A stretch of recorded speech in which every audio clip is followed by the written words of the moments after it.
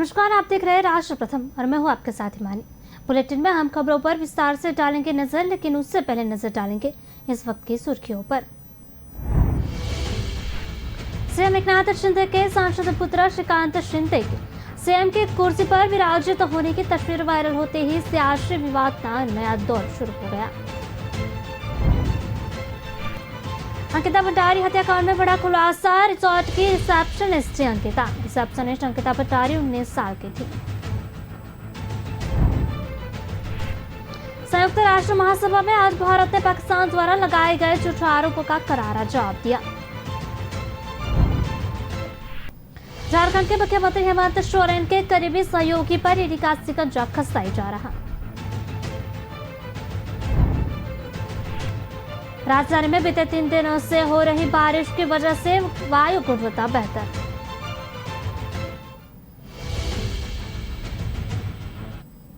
तो चलिए बुलेटिन की खबरों को देखते हैं विस्तार से और सर्वप्रथम बात करते हैं महाराष्ट्र की राजनीति। अलग शैली है यहाँ सियासी घमासान, तानाकशी, छींटाकशी, तंज का अपना स्थान है। अब सीएम एकनाथ शिंदे के सांसद पुत्र श्रीकांत शिंदे के सीएम की कुर्सी पर विराजित होने की तस्वीर वायरल होती ही सियासी विवाद का नया दौर शुरू हो गया। शिवसेना सांसद प्रियंका चतुर्वेदी ने डिप्टी सीएम देवेंद्र फडणवीस को ताना मारा कि अब तो शिंदे के पुत्र भी सीएम की कुर्सी पर बैठ रहे हैं, हमारी उनसे पूरी सहानुभूति है। दरअसल श्रीकांत शिंदे के सीएम कुर्सी पर बैठने की तस्वीर राकपा प्रवक्ता रविकांत वारपे ने वायरल की थी। इसमें सांसद शिंदे अपने पिता की कुर्सी पर बैठे नजर आ रहे हैं। उनकी पृष्ठभूमि में शिवसेना संस्थापक बालासाहेब ठाकरे की तस्वीर लगी है और उसके नीचे एक बोर्ड लगा है जिस पर लिखा है मुख्यमंत्री महाराष्ट्र सरकार। इसे लेकर वारपे ने श्रीकांत के महाराष्ट्र का सुपर सीएम बताते हुए पूछा कि यह कैसा राजधर्म है। वायरल तस्वीर में सीएम की कुर्सी पर श्रीकांत बैठे हैं और उनके सामने कुछ लोग खड़े होकर उनसे चर्चा करते नजर आ रहे हैं। सोशल मीडिया में जब यह फोटो वायरल हुआ तो शिवसेना सांसद प्रियंका चतुर्वेदी ने उसे ट्विटर करते हुए कहा कि डिप्टी सीएम फडणवीस ने सीएम की कुर्सी का मजाक बना दिया। चतुर्वेदी ने कहा, जब आदित्य ठाकरे मामले देख रहे थे तो उन्हें समस्या हो रही थी, जबकि वे महाराष्ट्र के मंत्री थे, लेकिन अब एकनाथ शिंदे को पुत्र न तो विधायक है और न ही मंत्री। फडणवीस के साथ मेरी सहानुभूति है जिन्होंने सत्ता की भूख खातिर अपने से जूनियर के कुर्सी को मजाक बनकर रख दिया है। सीएम की कुर्सी पर बैठने के फोटो को लेकर सियासत गरमाई तो सांसद श्रीकांत शिंदे ने सफाई दी है। उन्होंने कहा कि यह फोटो न तो सीएम की सरकारी कुर्सी का है और न ही सरकारी निवास की कुर्सी का।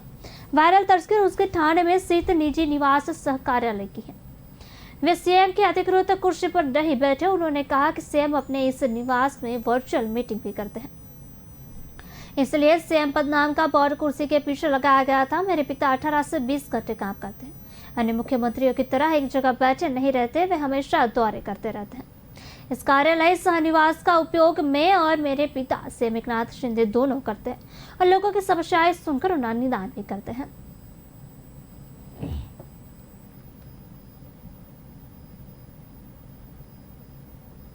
बात करते हैं उत्तराखंड के रिसोर्ट की रिसेप्शनिस्ट अंकिता भंडारी हत्याकांड में बड़ा खुलासा हुआ है। दरअसल पुलिस को अंकिता की शव मिल गया है। पुलिस को अंकिता की बॉडी चिलाव पावर हाउस के पास से मिली है। बॉडी गढ़वाल जिले के यमकेश्वर विधानसभा इलाके के एक प्राइवेट रिसोर्ट में रिसेप्शनिस्ट अंकिता भंडारी 19 साल की है। अंकिता बीते 18-19 सितंबर से गायब थी। पुलिस और एसडीआरएफ की टीमें चिलाव पावर हाउस के पास शक्ति नहर में तलाशी अभियान चला रही थी। उत्तराखंड के रिसोर्ट की रिसेप्शनिस्ट अंकिता भंडारी हत्याकांड में बड़ा खुलासा हुआ है। दरअसल पुलिस को अंकिता का शव मिल गया है। दृष्टिया जो होटल रिजॉर्ट्स के मालिक थे उनके द्वारा जैसा कि बताया भी जा रहा है कि प्लांटेड करके इस प्रकार से चीज़ों को प्रस्तुत किया गया, उसमें लगा कि शायद वो अपने वहाँ से छोड़ के चली गई है। इस मामले को लेकर सबसे पहले संदिग्ध ये संज्ञान में लाया कि उसका कोई बॉयफ्रेंड था या कोई फ्रेंड था, उसके साथ चली गई है, क्या रीजंस आए। सबसे पहले उनके मोबाइल नंबर को ट्रैक आउट कर लिया जाए, ट्रेस आउट कर लिया जाए। और ट्रेस आउट करने के लिए हमें पुलिस विभाग की मदद की आवश्यकता थी और मदद के लिए फिर सीधी सी बात है हमने पुलिस को फिर मदद के लिए बात की थी। पुलिस की तरफ से हमें मदद में सहयोग भी किया गया। एज वेल एज कई एंगल्स नजर आ रहे थे उसमें। क्योंकि राजस्व पुलिस के पास में उतने सर्विलांस उतनी टीमें वगैरह नहीं हो पाती हैं, तो तत्काल फिर वार्ता करके इसको तत्काल ट्रांसफर किया गया। 20 तारीख का फायर थी, 21 तारीख के शाम तक हमने इसको ट्रांसफर करने को प्रोसेस शुरू कर दी थी और 22 तारीख को आपको उनकी जो अरेस्टिंग हमने कर रखी है 302, 201 में कर रखी है, मर्डर का मामला है, तो उसके हिसाब से आगे रिमांड की प्रोसेस चल रही है। आज कोर्ट में पेश करने से पूछताछ करी तो 1 बाय 1 इनको हमने घटना स्थल पे लेकर के अब यहाँ पर क्या ऐसे क्या ये सब क्या ये सारी चीज़ें की, तो इन्होंने खुद इस बात को माना कि हमने रात को वहाँ पर किसी चीज़ को लेके हमारा झगड़ा हुआ, झगड़े में हाथापाई हुई और हाथापाई के दौरान ही वो बच्चे को इन्होंने नीचे नदी में। पता नहीं चला मेरी बेटी का। मेरे आपसे प्रार्थना है कि जल्दी से जल्दी मेरी बेटी मेरे पास सुरक्षित होनी चाहिए। मैं आपसे हाथ जोड़ के विनती करती हूँ। ये तो मेरा अपना उत्तराखंड है, मेरे को कुछ मेरे को आप मेरी जो भी है मेरी मदद करो, मेरे बेटे को जल्दी से जल्दी मेरे सामने वो करो। मैं अपना दिल का हाल आपको बता नहीं सकती, मुझ पे क्या बीत रही है। 5 दिनों से मैं कैसे यहाँ पे खड़ी हो रही हूँ आपको बता नहीं सकती। मेरे आपसे हाथ जोड़ के गुजारिश है कि मेरी बेटी को जल्दी से जल्दी पता लगाओ, जल्दी से जल्दी। संयुक्त राष्ट्र महासभा में भारत ने पाकिस्तान द्वारा लगाए गए झूठे आरोपों का करारा जवाब दिया है। संयुक्त राष्ट्र में भारत मिशन के प्रथम सचिव मिजिटो विनिटो ने कहा कि यह खेदजनक है कि पाकिस्तान के प्रधानमंत्री ने इस सभा में भारत पर झूठे आरोप लगाए। अपने देश में चल रहे कुकर्मों को छिपाने के लिए पाकिस्तान के प्रधानमंत्री ने इस मंच का खुले रूप से दुरुपयोग किया है। उन्होंने कहा कि एक देश जो दावा करता है कि वह अपने पड़ोसियों के साथ शांति चाहता है, वह कभी भी सीमा पार कर आतंकवाद को प्रायोजित नहीं करेगा और न ही मुंबई आतंकवादी हमले को योजनाकारों को आश्रय देगा। बता दें कि पाकिस्तान के प्रधानमंत्री शहबाज शरीफ ने इस मंच से कहा था कि मुझे लगता है कि अब समय आ गया है कि भारत इस संदेश को समझे कि दोनों देश एक दूसरे से जुड़े हुए हैं। युद्ध कोई समाधान नहीं है, केवल शांतिपूर्ण समाधि कश्मीर के मुद्दों को हल कर सकता है ताकि आने वाले समय में दुनिया और अधिक शांतिपूर्ण हो जाए। भारतीय राजनायक मिजिटो विनिटो ने कहा कि पाकिस्तान को भारत के खिलाफ झूठे आरोप लगाने से पहले खुद की काली करतूत के बारे में बताना चाहिए। विनिटो ने जोर देकर कहा कि जम्मू कश्मीर पर दावा करने के बजाय इस्लामाबाद को सीमा पार आतंकवाद को रोकना चाहिए। विनिटो ने कहा पाकिस्तान में अल्पसंख्यक पर अत्याचार लगातार जारी है। अल्पसंख्यक समुदाय के हजारों युवाओं महिलाओं अपहरण किया जा रहा है, तो हम इस अंतर्निहित मानसिकता के बारे में क्या निष्कर्ष निकाल सकते हैं। उन्होंने कहा कि पाकिस्तान में हिंदू, सिख और ईसाई परिवारों की लड़कियों का जबरन अपहरण फिर शादी उसके बाद धर्मांतरण किया जा रहा है। दुनिया के अन्य देशों को इस्तेमाल से ज्ञान लेना चाहिए। यह मानवाधिकारों के बारे में, अल्पसंख्यक अधिकारों के बारे में और बुनियादी शालीनता के बारे में चिंता का विषय है। Mr. President, it is regrettable that the Prime Minister of Pakistan has chosen the platform of this August Assembly to make false accusations against India.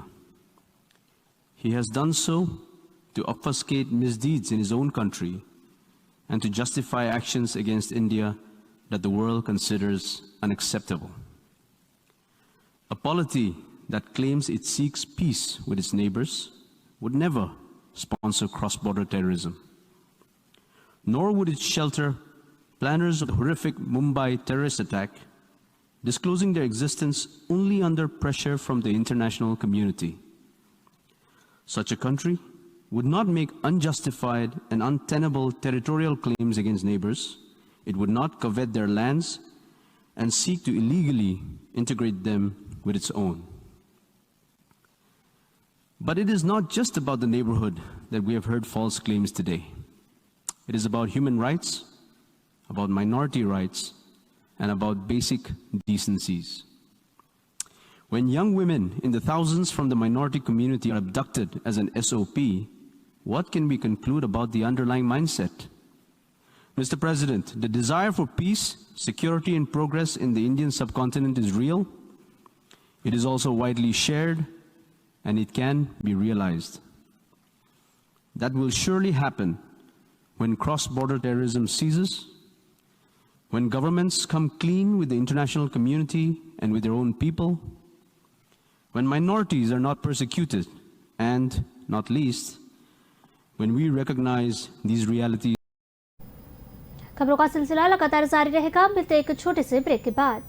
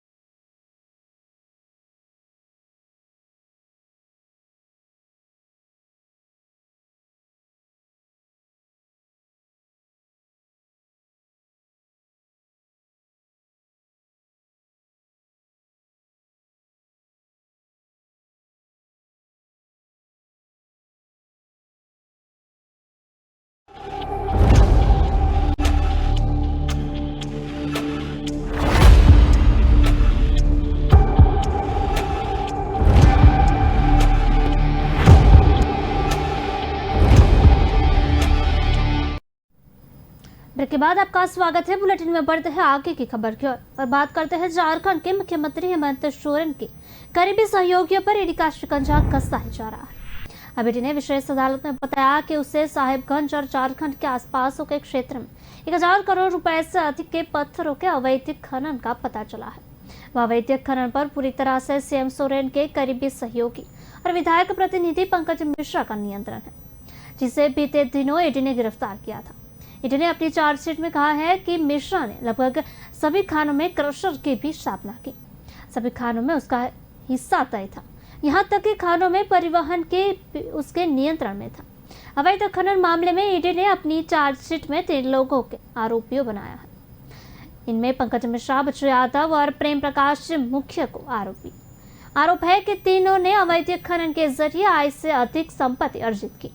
फिलहाल तीनों न्यायिक हिरासत में हैं। ईडी ने आरोप लगाया कि मुख्यमंत्री हेमंत सोरेन के विधायक प्रतिनिधि पंकज मिश्रा राजनीतिक दबदबे का नाजायज फायदा उठा रहे थे और मुख्यमंत्री के विधानसभा क्षेत्र साहिबगंज जिले के बरहेट में अवैध खनन को अंजाम दे रहे थे। चर्चित खनन घोटाले में राज्य स्थित special prevention of money laundering act court में लगभग 5000 पन्नों की चार्जशीट दाखिल की गई थी। इस मामले में सीएम हेमंत सोरेन के विधायक प्रतिनिधि पंकज मिश्रा, कारोबारी बच्चू यादव और प्रेम प्रकाश मुख्य आरोपी हैं। चार्जशीट में साहिबगंज इलाके में भी मनी लॉन्ड्रिंग और अवैध खनन में लगभग 1000 करोड़ के घोटाले को सबूत दिए गए हैं। राजधानी में बीते 3 दिनों से हो रही बारिश की वजह से वायु गुणवत्ता बेहतर है। हालांकि विशेषज्ञों का दावा है कि बारिश का दौर थमने के बाद हवा की सेहत बिगड़ने की शुरू हो जाएगी। 1 अक्टूबर से प्रदूषण नियंत्रण के लिए ग्रेडेड रिस्पांस एक्शन प्लान लागू हो जाएगा। इस बार ग्रेप में कई बिंदुओं को शामिल कर प्रदूषण नियंत्रण के नए उपायों को शामिल किया जाएगा।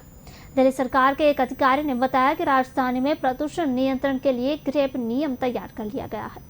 हालांकि इस बार इसमें कुछ नए बिंदुओं को शामिल किया गया है। इसके तहत नए उपायों को शामिल किया जा रहा है जिससे प्रदूषण नियंत्रण हो सके। इसके लागू करने के साथ दिल्ली प्रदूषण नियंत्रण समिति की भी जिम्मेदारी रहेगी।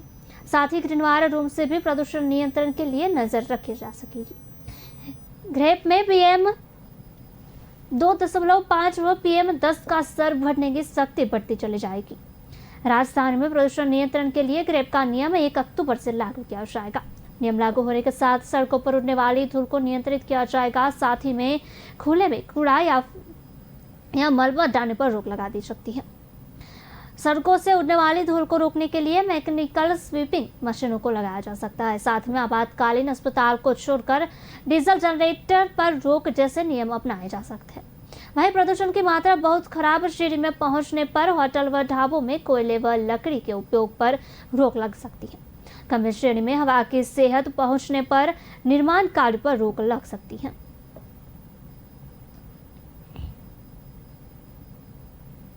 एक्सप्लोजिव कारोबारी की हुई लाखों की लूट में नेपाल के गिरोह के नाम सामने आ रहे हैं। सूत्रों की माने तो घटना को अंजाम देने वाला घर के नौकर कृष्णा को 2 हफ्ते पहले नौकरी पर रखा गया था।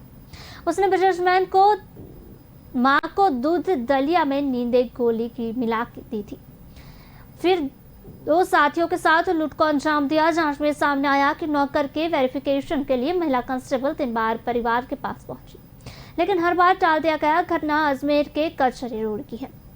पुलिस ने बताया कि बिजनेसमैन अनिल जिंदल ने यहां बुधवार शाम को लूट के मामले की जांच में नए खुलासे हुए हैं।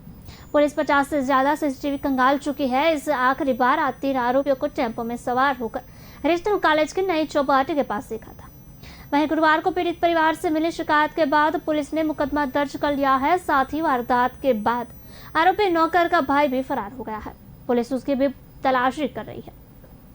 सूत्रों के अनुसार जिंदल परिवार ने कुछ दिन पहले जब आरोपी कृष्ण को एक परिचित के कहने पर नौकर रखा था, जिंदल परिवार को लगा कि इस बारे में कोतवाली पुलिस को वेरिफिकेशन के लिए सूचना भेज दी थी।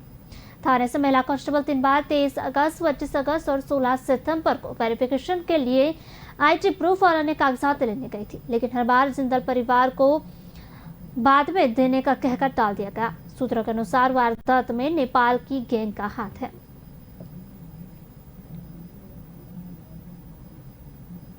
ईरान में 22 साल की एक लड़की की मौत के खिलाफ सरकार के खिलाफ हिंसक विरोध प्रदर्शन हो रहे हैं। 13 सितंबर को हिजाब न पहनने की वजह से महसा अमीन की मॉरल पुलिस ने हिरासत में लिया था। 3 दिन बाद उसका शव परिवार को मिला है। अब 15 से ज्यादा शहरों में भी सरकार विरोधी हिंसक प्रदर्शन हो रहा है। 33 लोग मारे जा चुके हैं। सरकार सिर्फ 17 के मारे जाने का दावा कर रही है। ईरान में इस तरह के प्रदर्शन और हिंसा लंबे वक्त तक चलते हैं। हर शहर में महिलाएं मोरल पुलिसिंग और हिजाब कानून के खिलाफ सड़कों पर उतर रही है। 2 साल तक शांत रही महिलाएं अब सरकार के लिए मुश्किल का बहुत बड़ा सबक बन गई है।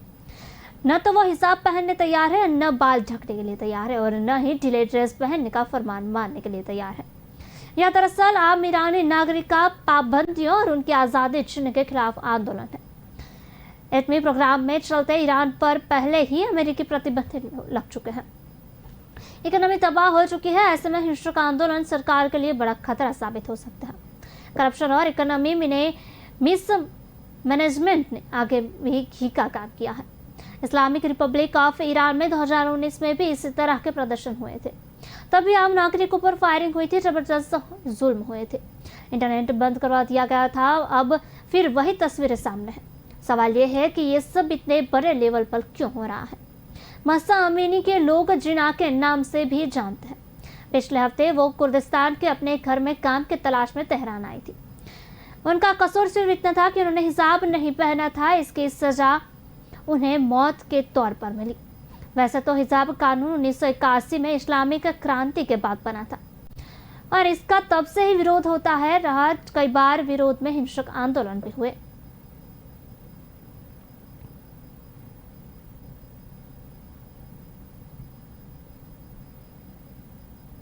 हरियाणा में धान की सरकारी खरीदार न होने से गुस्साए किसान कुरुक्षेत्र के शाहबाद में Delhi Amritsar national highway 44 TT road पर डटे हुए हैं।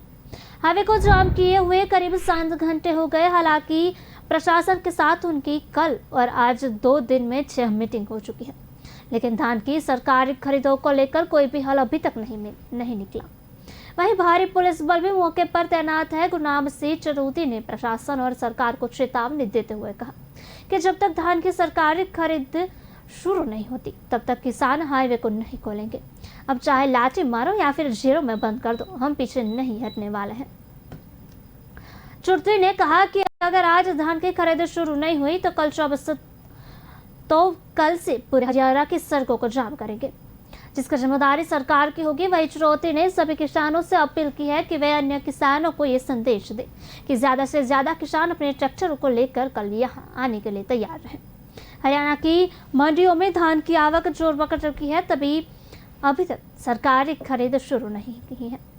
किसानों को इससे भारी आर्थिक नुकसान हो रहा है। 2 दिन पहले शाहबाद किसान रेस्ट हाउस में भाकियू चरूती राष्ट्रीय अध्यक्ष गुरनाम सिंह चरूती की अध्यक्षता में मीटिंग का निर्णय लिया गया था कि सरकार अगर गुरुवार शाम तक धान की खरीद शुरू नहीं करती तो शुक्रवार के दिन शाहबाद के पास राष्ट्रीय राजमार्ग को जाम कर दिया जाएगा।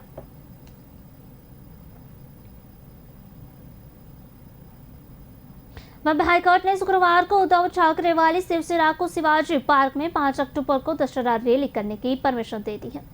कोर्ट ने तैयारियों के लिए 2 से 6 अक्टूबर तक शिवाजी मैदान उद्धव गुट वाली शिवसेना को देने के आदेश जारी किया है। कोर्ट ने कहा आयोजन की वीडियो रिकॉर्डिंग की जाए, कानून व्यवस्था न बिगड़े, इसकी जिम्मेदारी याचिकाकर्ता की होगी। अगर कोई अप्रिय घटना होती है तो इसके लिए आयोजक जिम्मेदार होंगे।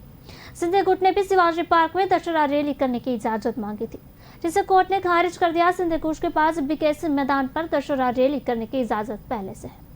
उद्धव गुट की याचिका पर सुनवाई करते हुए बॉम्बे हाईकोर्ट ने कहा कि बीएमसी ने याचिकाकर्ताओं के आवेदन पर निर्णय लेने में अपनी शक्तियां का दुरुपयोग किया है।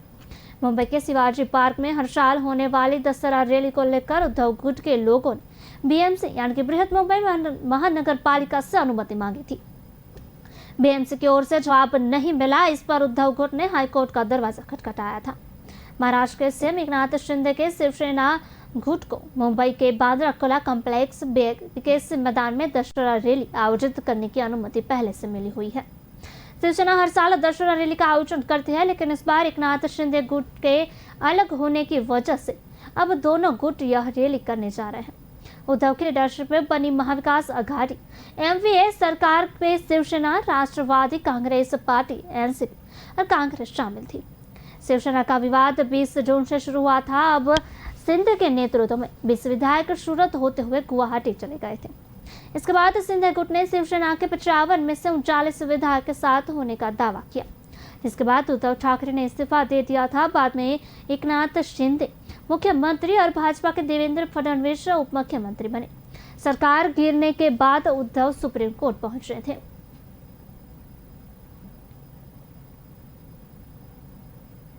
बुलेटिन में समय हो चला है ब्रेक का, मिलते हैं एक छोटे से ब्रेक के बाद।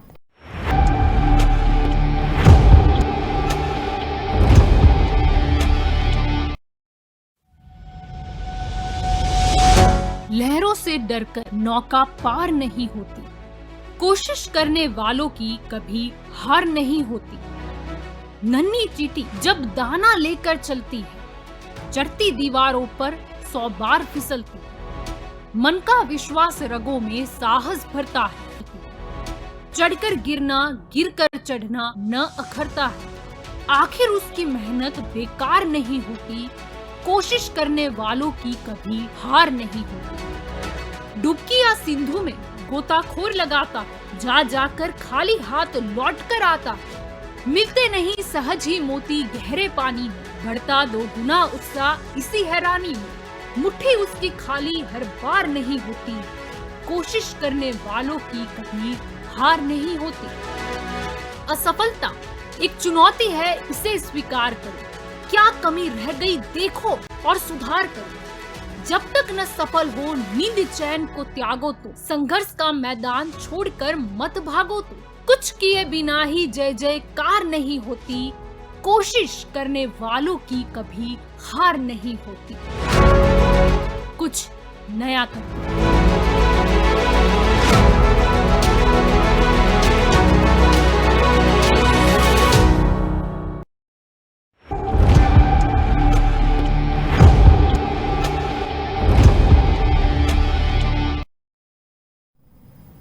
ब्रेक के बाद आपका स्वागत है। बुलेटिन में बढ़ते हैं आगे की खबर की और बात करते हैं राजस्थान में फिर से सक्रिय हुए मानसून के कारण जयपुर समेत पूर्वी राजस्थान के कई जिलों में बारिश हो रही है। भरतपुर, जयपुर, अजमेर, कोटा संभाग के कई जिलों में आज सुबह से ही घने बादल छाए हुए हैं। वहीं मौसम विभाग के अनुसार बारिश का यह दौर अगले 3 दिन तक दिनों में भी जारी रह सकता है। वहीं जयपुर में सुबह शुरू हुई बारिश रुक रुक कर शाम तक जारी रही। जयपुर के दिन में 2 बजे से शाम तक कुल 2 इंच बरसात हुई, जो सितंबर महीने में पिछले 10 साल के मुकाबले सबसे ज्यादा है। मौसम केंद्र ने 13 जिलों के लिए अलर्ट भी जारी किया है। तेज बारिश के कारण आज सवाई माधोपुर में एक मकान ढह गया।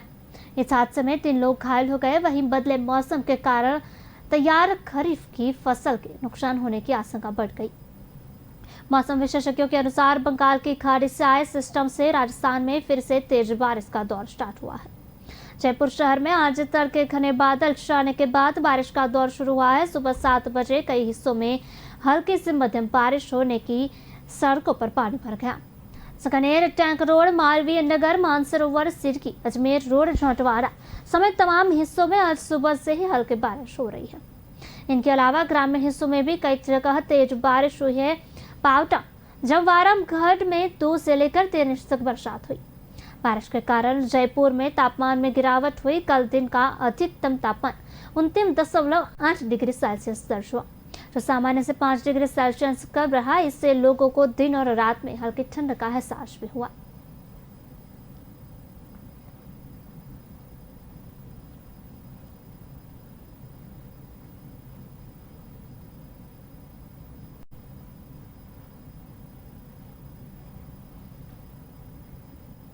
मध्य प्रदेश टीएससी ने शुक्रवार को इंदौर और उज्जैन से गिरफ्तार किए गए पॉपुलर फ्रंट ऑफ इंडिया यानी कि पीएफआई के 4 नेताओं को एनआईए कोर्ट भोपाल में पेश किया। 4 आरोपियों को कोर्ट ने 30 सितंबर तक एटीएस को रिमांड पर सौंप दिया।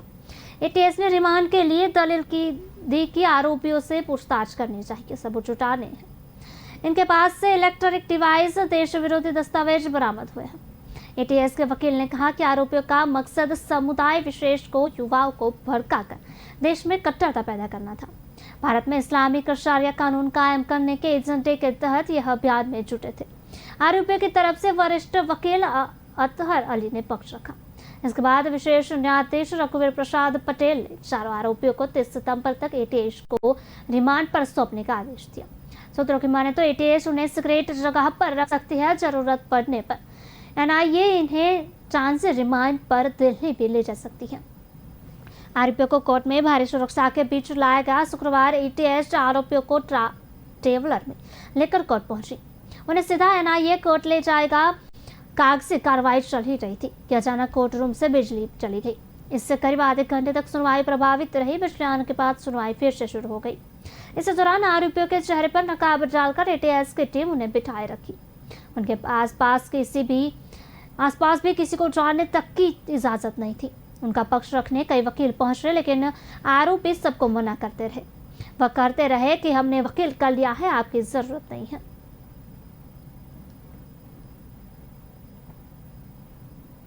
कारण डैम घोटालों के खिलाफ पीड़ित आदिवासियों के अधिकारियों की रक्षा के लिए विधायक पांचूलाल मेटा नेतृत्व में आदिवासी न्याय पदयात्रा धार से भोपाल तक निकाली जा रही है। उक्त पदयात्रा शुक्रवार शाम इंदौर पहुंची। यह राजीव गांधी चौराहा विजयनगर MR9 चौराहे पर पदयात्रा का स्वागत किया गया। मध्य प्रदेश कांग्रेस सरकार की कमेटी में प्रदेश सचिव राकेश यादव ने बताया कि किसानों और आदिवासियों को न्याय दिलाने के लिए इस यात्रा की शुरुआत की गई है। यहाँ संभवतः 2 अक्टूबर को भोपाल पहुंचेगी। गांधी जयंती के मौके पर यात्रा के भोपाल पहुंचने पर राज्यपाल मंगूभाई पटेल को ज्ञापन सौंपकर उन्हें जन समस्याओं से अवगत कराया जाएगा। पदयात्रा का उद्देश्य कारम डैम के भ्रष्टाचार को जनता तक पहुंचाकर सच्चाई को उजागर करना व पीड़ितों को न्याय दिलाना है। पदयात्रा के माध्यम से आदिवासियों पर हो रहे अत्याचार का विरोध किया जा रहा है। इंदौर में पदयात्रा के पहुंचने पर कई स्थानों पर स्वागत के साथ समर्थन भी किया गया। यादव ने बताया कि कारम बांध से प्रभावित आदिवासी आज भी जंगलों में रह रहे हैं, उन्हें उचित मुआवजा नहीं मिला। बांध के निर्माण से अनियमितता हुई है। शिवराज सरकार ने आदिवासियों को नुकसान की भरपाई करने के साथ फसलों का उचित मुआवजा देने और विस्थापित करने की मांग की जा रही है।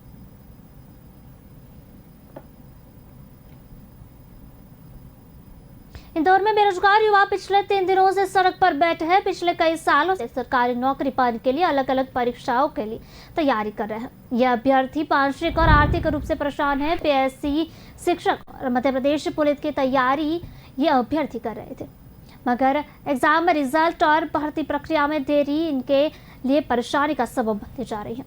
भर्ती सत्याग्रह को पूर्व CM कमलनाथ का भी समर्थन मिल गया है। साथ ही कुछ अन्य संगठनों ने भी अपना समर्थन इस भर्ती सत्याग्रह को दिया है। दरअसल पिछले दिनों से दीनदयाल पार्क, भोलाराम उस्ताद मार्ग चौराहे के पास सर्विस रोड पर बेरोजगार युवाओं को भर्ती सत्याग्रह जारी है। टेंट के नीचे सड़क पर दरी बिछाकर बैठे ये युवा सरकार का ध्यान अपनी ओर आकर्षित करना प्रयास कर रहे हैं। साथ ही अपनी मांगों को पूरा करवाना चाहते हैं। आगामी 28 सितंबर का इन्हें ये सत्याग्रह चलेगा। इसके बाद ये युवा भोपाल कूच करेंगे। भंवरकुआ क्षेत्र के कोचिंग इंस्टीट्यूट लाइब्रेरी में इन बेरोजगारों की टीम पहुंच रही है और इन्हें पीले चावल देकर सत्याग्रह में शामिल होने का आमंत्रण दे रही है। वहां पढ़ाने वाले शिक्षक स्टूडेंट को यह आमंत्रण दिया जा रहा है ताकि ज्यादा से ज्यादा स्टूडेंट और शिक्षकों को समर्थन भी उन्हें मिल सके और पढ़ाई करने, परीक्षा देने के बाद भी उनकी क्या स्थिति है ये वो भी जान सके। शुक्रवार रात को इन अभ्यर्थियों ने सामूहिक रूप से मोमबत्ती जलाकर तमाम मृत भर्तियों को श्रद्धांजलि अर्पित की। इस दौरान बड़ी संख्या में अभ्यर्थी यहां मौजूद रहे और उन्हें मोमबत्ती जलाकर श्रद्धांजलि भी अर्पित की। इससे पहले भी वे अलग अलग तरीके से अपना विरोध जता रहे हैं। गुरुवार को अभ्यर्थी ने सुंदरकांड का पाठ भी यहाँ किया था ताकि सरकार को सद्बुद्धि आ सके।